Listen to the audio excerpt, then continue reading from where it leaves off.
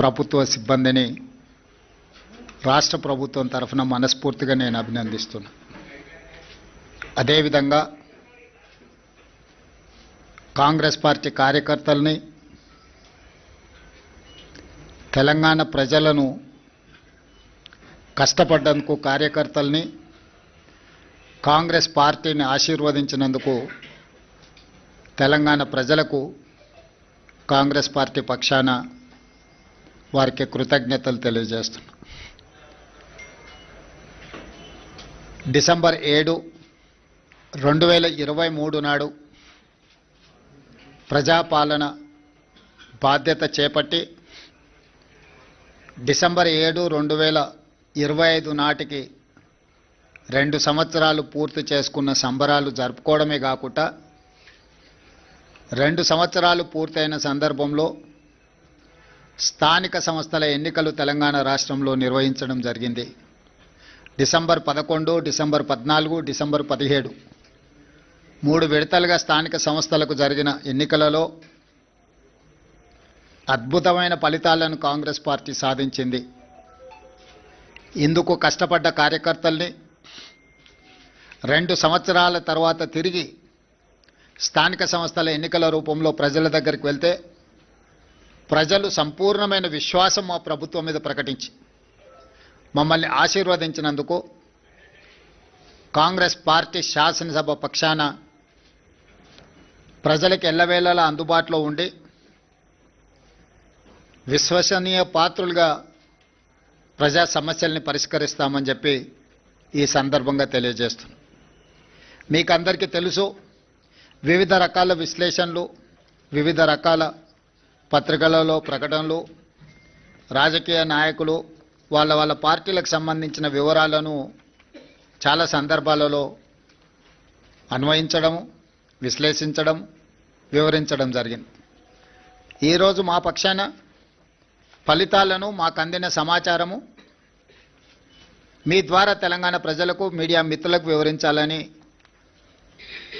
మంత్రివర్గం అందరం కలిసి తీసుకున్న నిర్ణయం ప్రకారము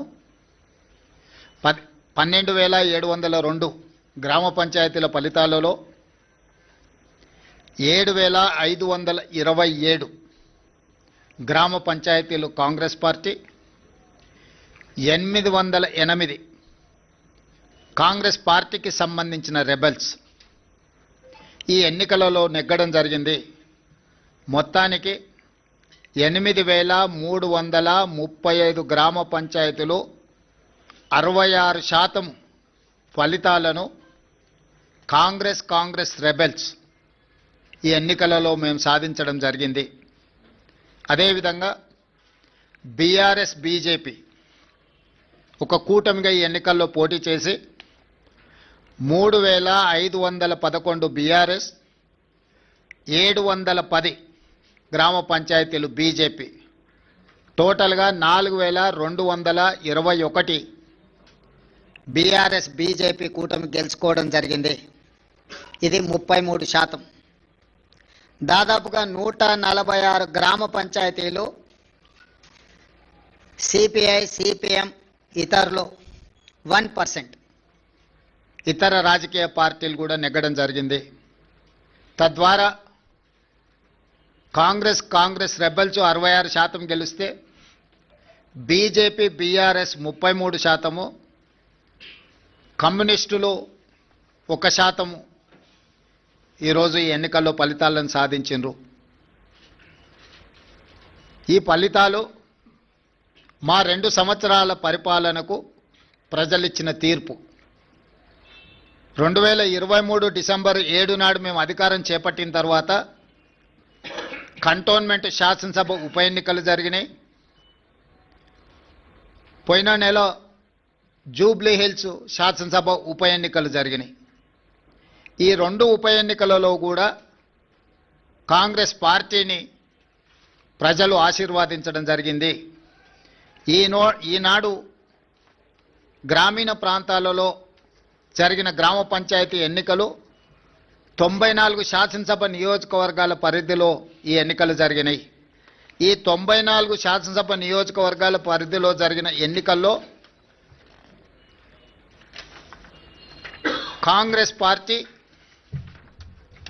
87 శాసనసభ నియోజకవర్గాలలో మెజారిటీ సాధిస్తే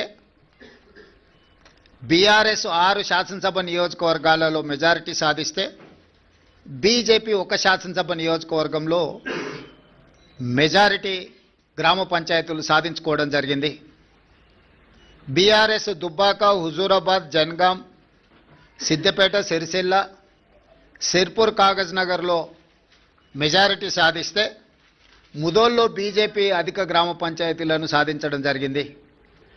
94 శాసనసభ నియోజకవర్గాలలో స్థానిక సంస్థల ఎన్నికలు జరిగితే కాంగ్రెస్ పార్టీ 87 శాసనసభ నియోజకవర్గాలలో అత్యధిక స్థానాలను సాధించడం ద్వారా 2023 నాడు మేము సిపిఐ కలిసి సాధించిన 65-66 శాసనసభ నియోజకవర్గాలతో పోలిస్తే ఇప్పుడు ఇంకొక 21 శాసనసభ నియోజకవర్గాలు అధికంగా గెలవడం జరిగింది. బీఆర్ఎస్ నాయకులు ఉప ఎన్నికల సందర్భంగా రెఫరెండం అన్నారు. వాస్తవంగా పట్టణ ప్రాంతంలో ఉన్న 26 శాసనసభ నియోజకవర్గాలలో జనరల్ ఎలక్షన్లో మేము ఒక్క సీటు కూడా సాధించలే.